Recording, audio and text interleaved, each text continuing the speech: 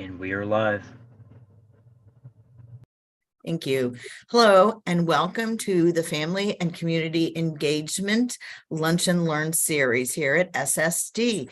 We're really excited to have our guest speaker today, Jenny Frisbee, the director of our ABA program. We're going to just do a little housekeeping at the beginning of this. For those of you who are watching live, this is being recorded and your microphone and camera have been disabled.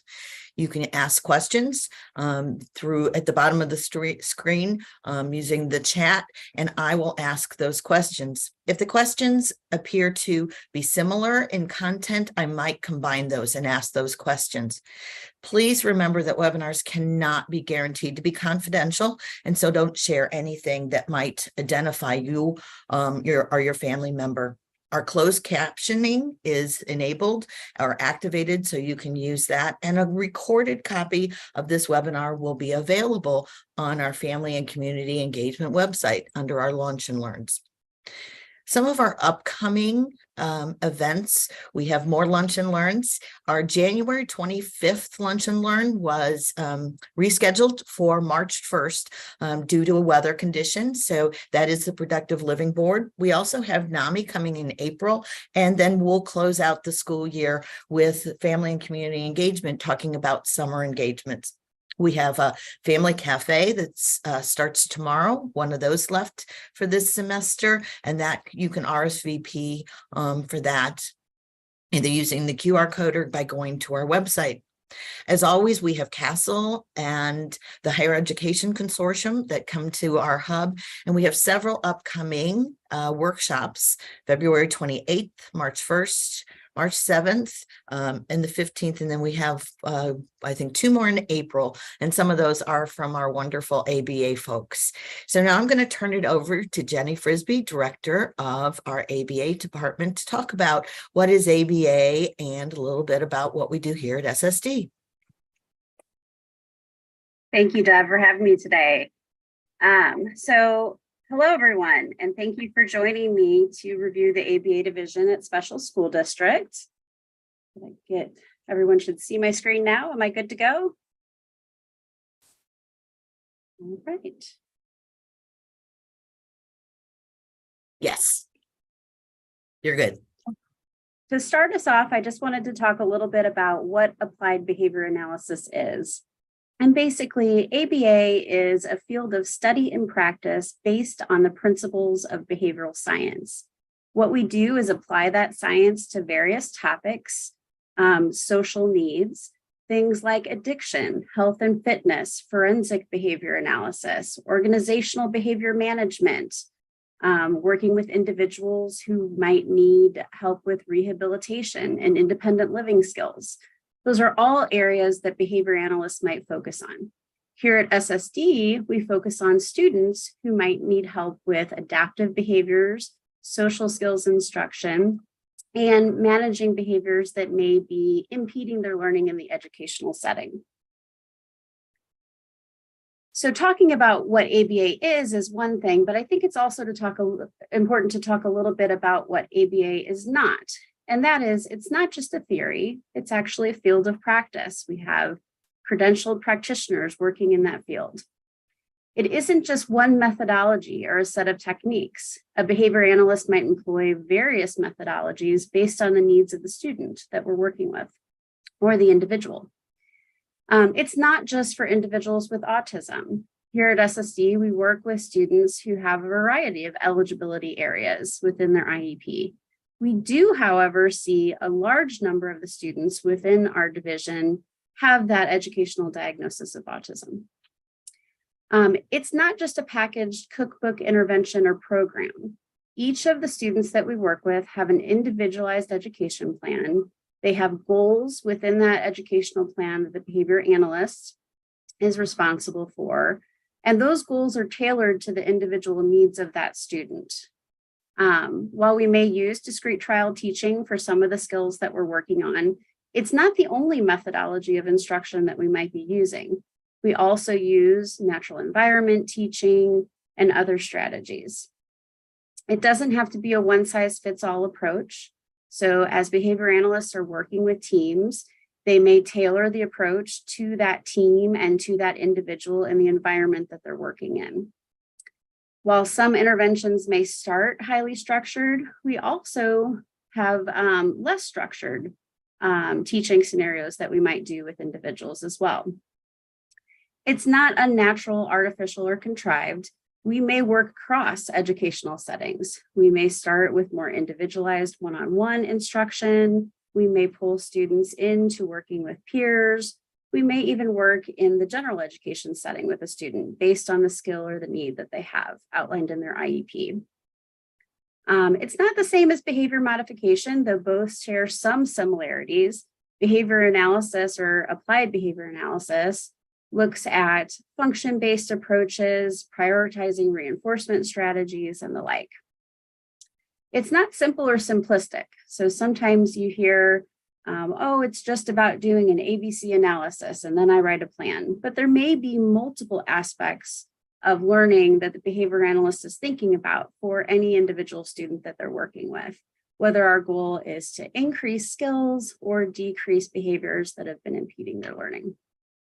And ABA is also not the product or property of any individual. It is a field of study and practice for behavior analysts. At Special School District, the mission of the ABA division is to provide behavior analytic services to make socially significant improvements in the ability of students with autism and related developmental disabilities to learn and function independently. And as we'll talk a little bit later, we have entrance and exit grids that kind of help us focus those priorities on skills that are going to help students access the learning environment.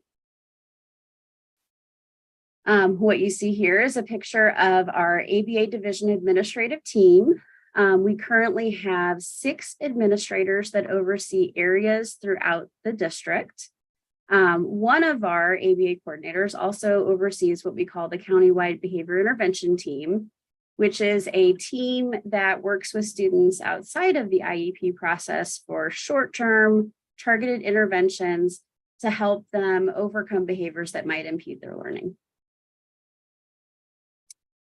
The positions and roles in the division consist of that ABA coordinator, which is that master's level behavior analyst who oversees the region of services.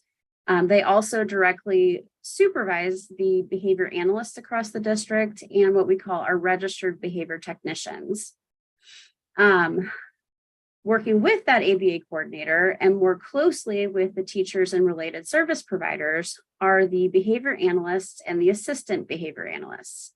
And those are bachelor's or master's level behavior analysts who are also licensed in the state of Missouri that work directly with teacher level staff, oversee paraprofessional level staff that may be implementing the ABA programming in the districts and helping out with behavior intervention plans that a behavior analyst might have taken part in creating for the students.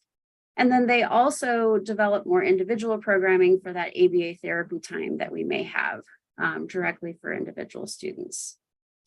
The registered behavior technician position is a new position with the district this year.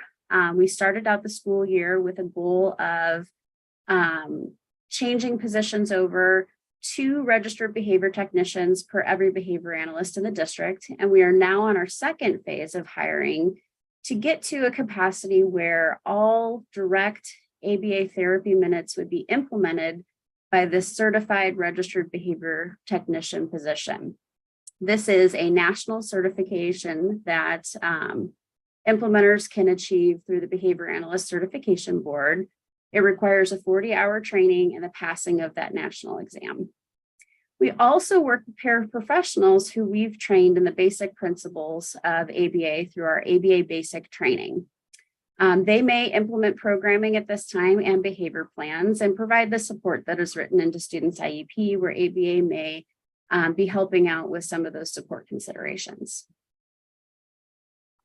There are currently 3 types of services that are written into the IEP or individual education plan for students here at SSD.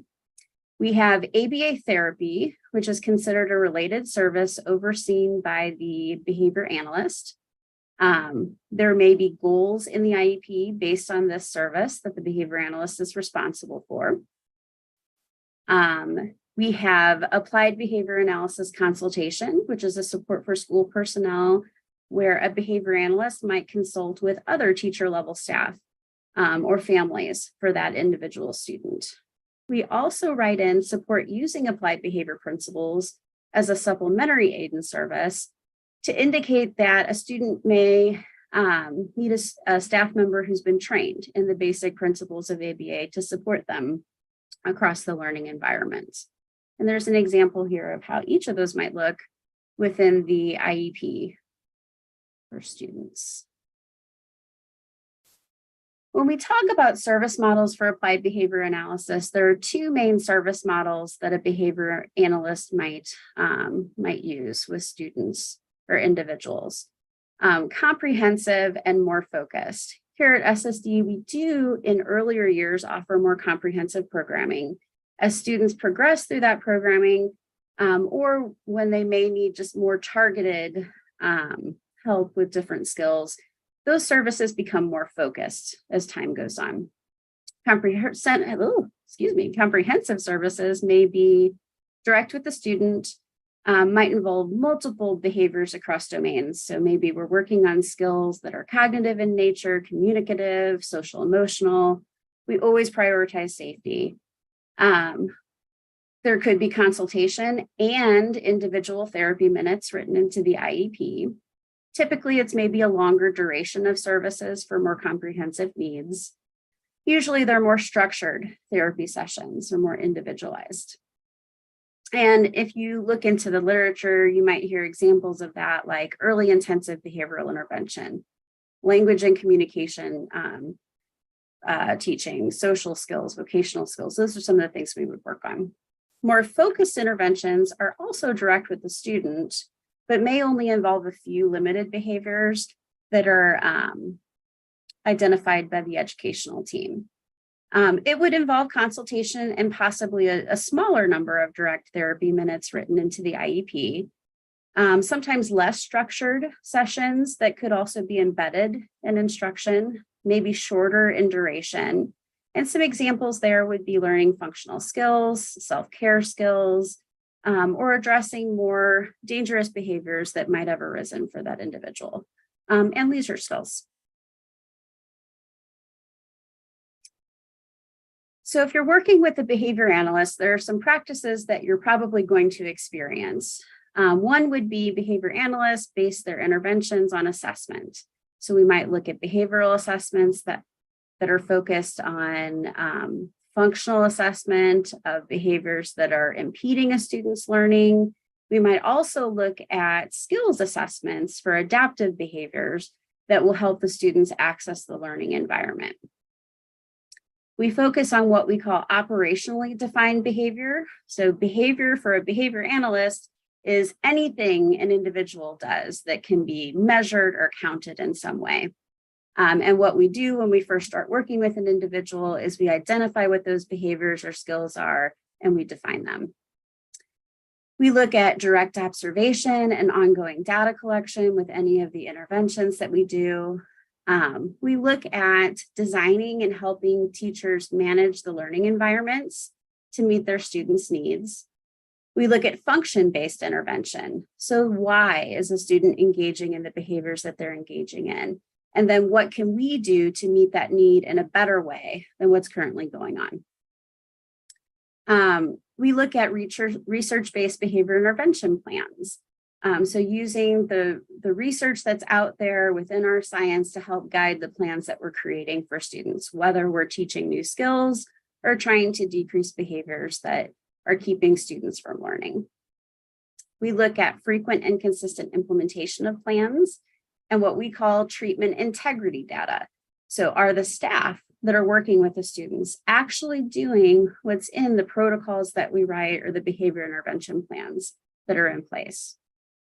We look at direct support and training of staff that we might be working with across the learning environments. And then we also have a supervision infrastructure that includes a tiered model of intervention.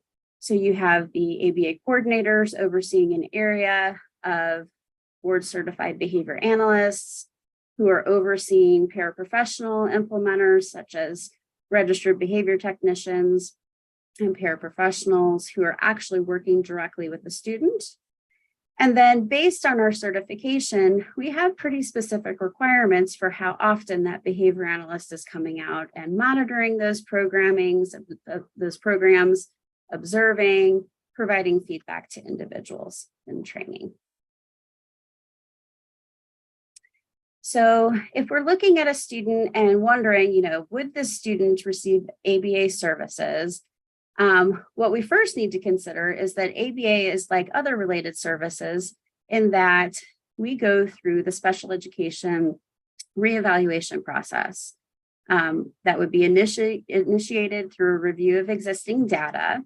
The team or IEP team would make the determination if additional testing is needed in the areas of either adaptive behavior and or social emotional learning. Then the behavior analyst would conduct the assessment. They could, if this is a standalone evaluation, serve as the chair for the reevaluation. The team would meet to review that evaluation. They would then reconvene the IEP to discuss potential services for that individual student. Common assessments that behavior analysts might use here at SSD. When we're looking at early childhood intervention, we typically look at the verbal behavior milestones and placement program as our assessment and the tool that we use for ongoing targets. We might also, if we were focusing more on behaviors that are impeding learning, look at the functional assessment or functional analysis process. Functional assessment being overarching, looking at interviews and observations of students. Functional analysis actually going into the classroom environment and changing around the environment to see under what conditions might a student engage in behaviors that's keeping them from learning. Some considerations that we ask teams to look at prior to referring would be, would a student require more restrictive instructional methods to learn in the special education setting? Are they making progress on their IEP goals? And have those goals, if not, been revised? Are there universal supports being implemented in that classroom and building? Does the student demonstrate significant behavioral challenges? And for students that are coming into SSD, either from out of state, out of district, or through First Steps, we're looking to see if they've had ABA services in the past on some of those treatment plans. As a division, we have something called the entrance and exit guidelines, and this is basically a grid that we look at to help us focus the skills that we're looking at for students on some of those learning barriers or adaptive behaviors, social skills that would be critical to helping a student access the educational environment. And you'll see some of the barriers that we see would be frequent and severe behaviors that are impeding learning, independent access to the learning environment, self-care skills, being psychologically flexible to changes that might occur in an educational setting. We look at motivation and reinforcement. We also look at things like prompt dependency. So does a student require a prompt in order to demonstrate a skill? As far as adaptive skills that we might focus on, we look at what we call listener responding, or the ability to do things like engage in routines, follow instructions. We look at some foundational learning skills such as matching, imitation, or labeling. We might also focus on skills that are more geared towards joint attention or shared communication, social skills within the educational setting.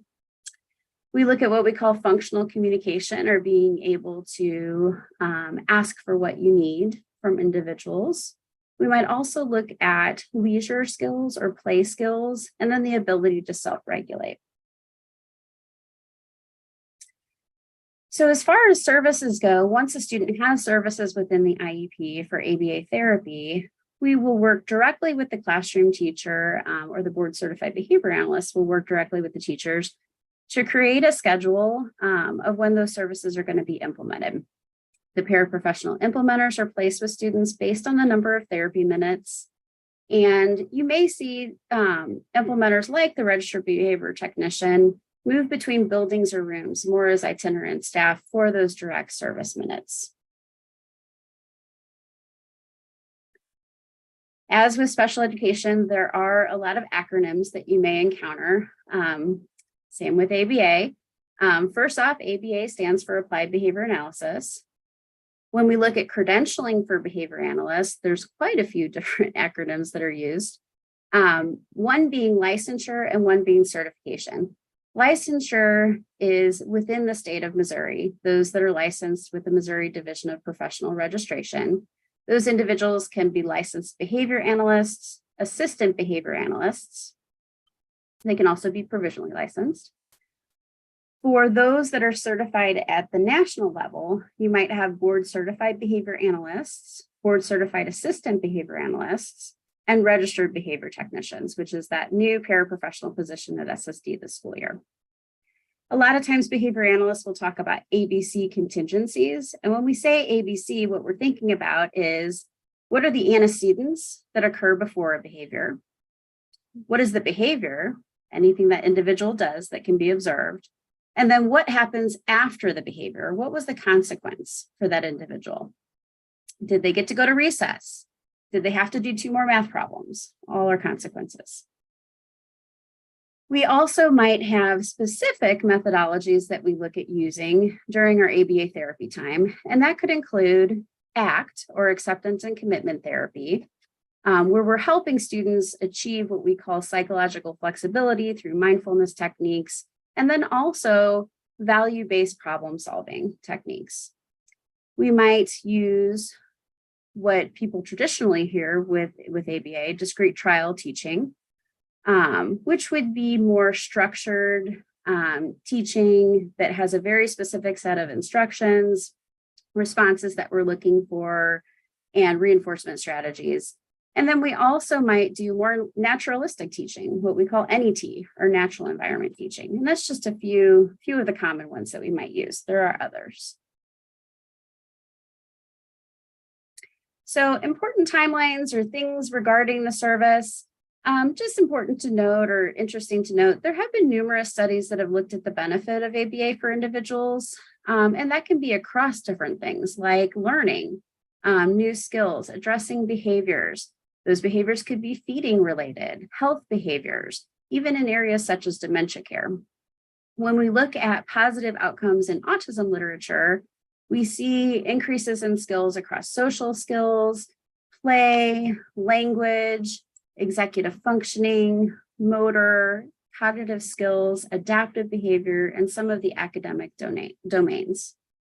Some of the factors that might influence outcomes, what we know is intervening early with more of an intense service can be effective for individuals. That's where we talk about that comprehensive early intervention. We know that treatment intensity at that point is important. Duration, services could last across time. Again, they might look different for a student who is 6 years old versus 16. And then we know that parent involvement is pretty critical. So we attempt to try and reach out to families and really want to build relationships so that what we're working on at school makes sense for what they also need at home. In addition to providing therapy through the IEP, we also provide several different types of district-wide training. So we have what we call our ABA basic training, which is provided by our division trainer. It's a hybrid model where they do online instruction and then in-person modeling. That's currently for any paraprofessional level staff that might be implementing. We do provide the 40-hour training as we are converting positions over to the RBT position. And we'll be providing ongoing training for those registered behavior technicians as time passes. Behavior analysts across the district provide ongoing supervision and training to registered behavior technicians and paraprofessionals. They're required by certification to provide 5% ongoing supervision and training by the board. And then we also may provide district or building specific training based on the needs of that district or building. So that could be topics such as reinforcement, behavioral supports, or functional analysis and assessment. We do have a training coming up through FACE. Our next training is April 11th, and that will be on toilet training. So if you're interested in that, please do join us then. Other trainings that we have provided in the past or maybe providing in the future include things like feeding for picky eaters, functional living skills, leisure and social skills, and then behavioral strategies in the home and community. I did note a couple of resources that may be a little more autism specific, but if you're interested in looking into behavior analysis, Autism Speaks does have a site that goes through what behavior analysis is. They also have a resource directory for any services that you might be interested in based on the regions that you're living in. Another good site would be Missouri Department of Mental Health. And then I noted a couple books that I would think would be good for parents if they're interested in learning more, or even teachers that want to know a little bit more about applied behavior analysis in the educational setting. Freedom from Meltdowns looks at how to manage behaviors across environments. Positive Parenting or Strategies for Families. Bringing ABA into your inclusive classroom looks at how strategies can be used across educational environments. We also have more general overviews with applied behavior analysis for teachers and understanding applied behavior analysis. And then specifically for early childhood, applied behavior analysis and early childhood education are all good reads. And then I will stop for questions and answers. We did receive one question, and it was about the trainings that have been provided in the past. We do have some of them that are recorded and on the FACE YouTube channel or the SSD YouTube channel. So all of those recorded trainings, whether they have been through our wonderful ABA department or some of our other departments, would be found on our FACE webpage on the SSD site.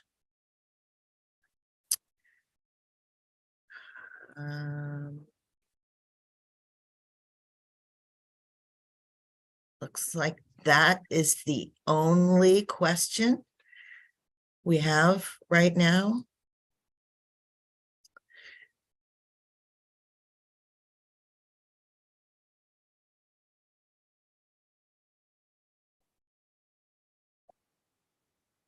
So again, thank you very much, Jenny, for joining us today and that wonderful explanation about ABA and how it's applied across SSD and with our students. You can find all of the information again on our SSD webpage. And here's our contact information. It's www.ssdmo.org/face.